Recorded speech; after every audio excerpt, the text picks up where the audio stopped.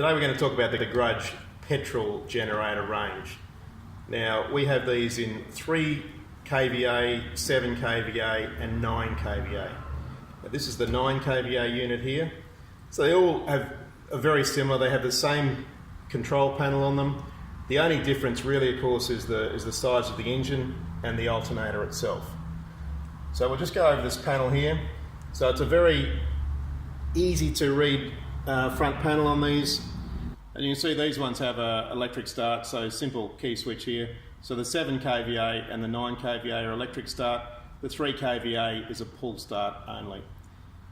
All of these units, the 3, the 7 and the 9, also have the Recrawl start.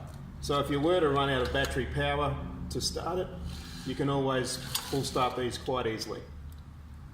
The 7 and the 9, because they're electric start, also come with this remote control. So this remote will allow you to start it from a distance of about 75 to 80 metres line of sight. So it just means if you've got the unit in the shed and it's raining, you need to start it, you can start it from your house without having to physically go out there and crank it over. Now you can also see on this, from a service perspective, the air filter here, so very easy access. This just unclips, air filter comes off. This is your choke switch here, so choke on and off. And back up onto the panel here. Now this panel has, of course, your voltmeter. It's got an hour meter, so you can keep track of your services. It's got the 2 15 amp outlets.